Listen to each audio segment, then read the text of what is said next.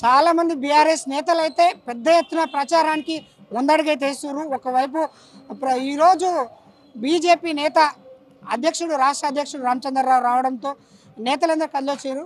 ఒకసారి మాట్లాడదాం, ఏమంటున్నారు, ఏ విధంగా ఉండబోతుంది. సార్ నమస్కారం. సార్ మీ పేరు? నా పేరు వనం రమేష్, నల్లకొండ ఎక్స్ కార్పొరేటర్ని.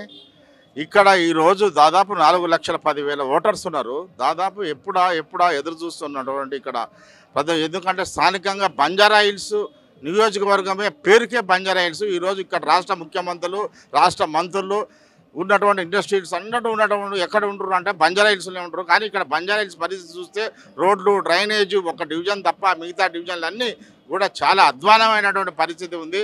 మారుమూల పల్లెల్లో ఉన్నటువంటి వసతులు కూడా లేవు. ఇక్కడ ప్రజలు ఎట్లా జీవిస్తారో, గత ప్రభుత్వం ఎట్లా పరిపాలించిందో కూడా అక్కడికి అర్థం కావటం లేదు. కాబట్టి ఇక్కడ ప్రజలు కూడా ఈసారి బీజేపీ నరేంద్ర మోడీ వారి నాయకత్వాన్ని ఈసారి లంకెల దీపక్ రెడ్డి గారిని భారీ మెజార్టీతోని మంచి మద్దతుతోని కూడా గెలిపిస్తానికి కూడా ఇక్కడ ఓటర్స్ దాదాపు సిద్ధంగా ఉన్నారు. మైనార్టీలు కూడా, మహిళలు కూడా తప్పకుండా ఈసారి బీజేపీకి వేస్తామని మైనార్టీ మహిళలు కూడా ఈరోజు స్వచ్ఛందంగా ముందుకొచ్చి వాళ్ళు కూడా పాదయాత్ర చేస్తున్నటువంటి విషయం తెలుసు. దాదాపు ఇక్కడ ఉన్నటువంటి ప్రజలు కూడా చాలా ఇబ్బందులు పడుతున్నారు. స్థానికంగా రోడ్లు లేవు, డ్రైనేజ్ లేదు, వాటర్ లేదు, స్ట్రాంగ్ వాటర్ డ్రైన్ లేదు. ఏ సమస్య చూసినా ఎక్కడ చూసినా మహా ఘోరంగా ఉంది. ఎక్కడ అడుగు పెడితే డ్రైనేజ్ వాసన, నీళ్లు లేవు, వాటర్ లేదు. కాబట్టి ఈసారి తప్పకుండా లంకెల దీపక్ రెడ్డి గారికి తప్పకుండా నరేంద్ర మోడీ గారు, కిషన్ రెడ్డి చేస్తున్నటువంటి రాష్ట్రంలో కానీ దేశంలో కానీ అభివృద్ధి పనులు, ఈరోజు ఇక్కడ తెచ్చినటువంటి ఎన్నో ఎయిర్పోర్ట్లు కానివ్వండి, ఎన్నో మెట్రో ట్రైన్లు, రైల్వే స్టేషన్లు కానివ్వండి, దీన్ని బట్టి కూడా ఈరోజు బీజేపీ చేయగలుగుతుంది అనే దాని మీద ఇక్కడ ప్రజల్లో వాళ్ళకి విశ్వాసం ఉంది. కాబట్టి తప్పకుండా బీజేపీని గెలిపించడానికి అందరూ సిద్ధంగా ఉన్నారు. సార్ మెయిన్గా ఇక్కడ కాంగ్రెస్ ఆల్రెడీ సినీ ఇండస్ట్రీ తోటి మంతనాలు చేసింది. సినీ ఇండస్ట్రీ మొత్తం జూబ్లీస్ అంటే సినీ ఇండస్ట్రీ, ఆ ఓట్లు మొత్తం కాంగ్రెస్కే పడతాయని కొంతవరకు వార్తలు వినిపిస్తుంది. దాని గురించి మీరు ఏమంటారు సార్? ఇక్కడ సినీ ఇండస్ట్రీ సేమ్ కాదు, జూనియర్ ఆర్టిస్టులు కొంతమంది ఒక 500 మంది 1000 మంది ఉండొచ్చు.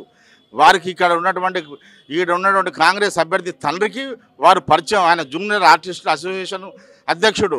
వాళ్ళు జూనియర్ ఆర్టిస్టులు ఉన్నారు అంతేగాని పెద్ద ఇండస్ట్రీ రామానాయుడు కానీ, నాగార్జున కానీ, ఎవరు కూడా ఇక్కడ చిరంజీవి కానీ ఎవరున్నా సరే వీరికి సపోర్ట్ చేసే పరిస్థితే లేదు. ఎందుకంటే పవన్ కళ్యాణ్ కానివ్వండి కూడా బీజేపీకే మద్దతు చేస్తారు. అందరూ కూడా బీజేపీకే మద్దతు చేస్తారు. ఎందుకంటే ఈరోజు భారతదేశంలో 33 రాష్ట్రాలు ఉన్నాయి.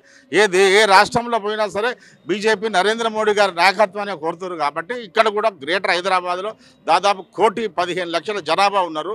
తప్పకుండా ఈసారి ఇక్కడ ఉన్నటువంటి విద్యావేత్తలు, నిరుద్యోగులు చాలామంది కూడా బీజేపీ వైపే చూస్తారు.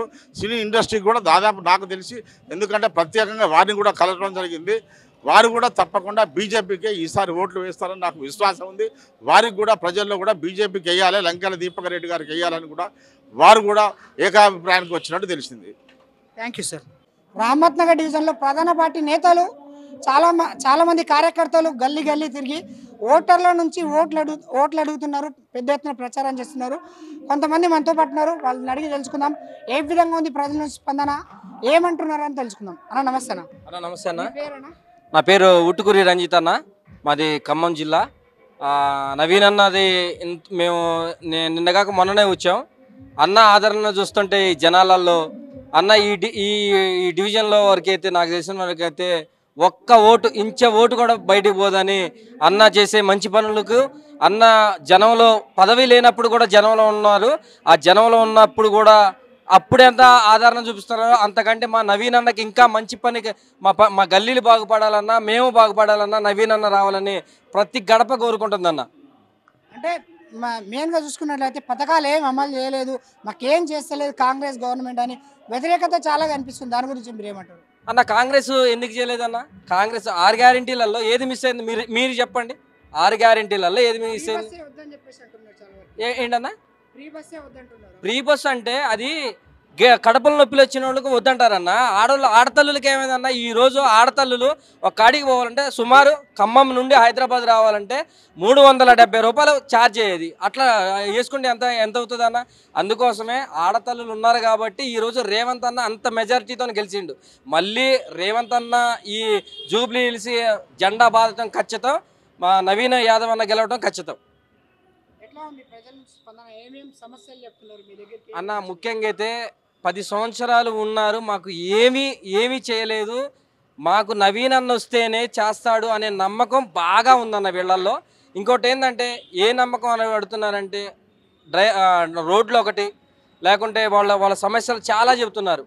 ఇప్పుడు మరి అన్న రాంగలున్న చేస్తాడని మాకు బాగా నమ్మకం ఉంది, చేస్తాడు కూడా అన్న. 2 సంవత్సరాల కాంగ్రెస్ ప్రభుత్వం వచ్చింది, 2 సంవత్సరాల చేయండి ఇప్పుడు జరుగుతుందా అని చెప్పేసి అంటున్నారు. జరుగుతుంది అన్న. 2 సంవత్సరాలలో ఎందుకు జరగలేదన్న? ఏం ఆగినాయి చెప్పండి, ఏం ఆగింది చెప్పండి అన్న, ఒకటి చెప్పండి, మీరే చెప్పండి, మీకు తెలుసు కదా అన్న. వాళ్ళు ఇచ్చిన హామీలు చాలా ఉన్నాయి, అవేవి నెరవేరే 6 గ్యారంటీలలో మిస్ అయినది, 6 గ్యారంటీలలో ఒకటి మిస్ అయింది. ఒక ఏది ఒంటరి మహిళకి ఆడవాళ్ళకి 2500 మిస్ అయినాయి అని చెప్పి 4000 పెన్షన్ ఇవ్వలేదు అన్న. లేదన్న, అది ఇస్తూనే ఉన్నారన్న, ఇస్తూనే ఉన్నారు కానీ రాలేదని అంటున్నారు. అన్న బీఆర్ఎస్ దీని గురించి ప్రచారం చేస్తుంది. లేదన్న, అలాంటిది ఏమీ లేదు. ఇంకా ముందు కార్యక్రమాలు చాలా ఉన్నాయి కాబట్టి ఖచ్చితంగా చేస్తామన్నా, అయ్యి నిరూపిస్తాం కూడా. అదన్న. మీరేమంటారు అన్న? నవీన్ యాదవ్కు ఎట్లా వచ్చే అవకాశాలు ఉన్నాయి? ఓటింగ్ ఎంతవరకు గెలిచే అవకాశాలు ఉన్నాయి? కమ్ సే కమ్ 1,00,000 మెజార్టీతో నవీన్ అన్న 100% గెలవగలుగుతాడు. ఇప్పుడు మీరు అన్నారు కదా అన్నతోని గ్యారంటీలు కాలేదని. సరే 2 సంవత్సరాలలో అన్ని గ్యారంటీలు కాలేదు కదా. 10 ఏళ్ళలో మీరేం చేశారు బీఆర్ఎస్ వాళ్ళు? 10 ఏళ్ళలో మీరేం చేశారు బీఆర్ఎస్ వాళ్ళు?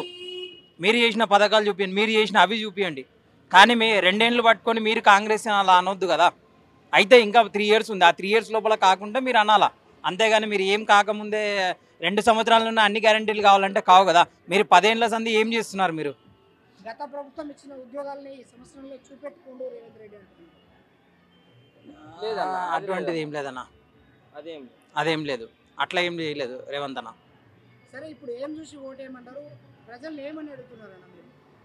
అన్న మాకైతే ఇప్పుడు కాంగ్రెస్ని చూసి నవీన్ అన్నకైతే 100% వేయాలని మేము కోరుకుంటున్నాం. ఎందుకంటే ఆయన ప్రజల మనిషి, ఆయన ఎక్కడే తిరిగినా ఆయన ప్రతి ఒక్క వ్యక్తికి ఏ ప్రాబ్లం ఉన్నా ఏం చేసినా అని అన్న అని పోతే ఆయన కంపల్సరీ ఆదుకుంటాడు. మాకు అలాంటి వ్యక్తే కావాలని మేము అనుకుంటున్నాం. ఇప్పుడు ఈరోజేమో గలీలో తిరగాల, రేపు పొద్దున ఉండండి అమ్మ ఆగండి మాస్కులు పెట్టుకోండి అనే రకం కాదు నవీన్ అన్న. మీరు మాస్కులు పెట్టుకోండి, దూరం ఉండండి, మేడం రాలేదు, సార్ రాలేదు, అన్న ఆడున్నాడు అనే చెప్పే రకం కాదు నవీన్ అన్న. 100% వచ్చిరంటే మనుషులని 2 నిమిషాలు కూడా వెయిట్ చేయకుండా వచ్చేస్తాడు ఆయన. ఎక్కడున్నా అని ఇమీడియట్లీ యాక్షన్ తీసుకుంటాడు ఆయన. అటువంటి మనిషే కావాలని మేము కోరుకుంటున్నాం.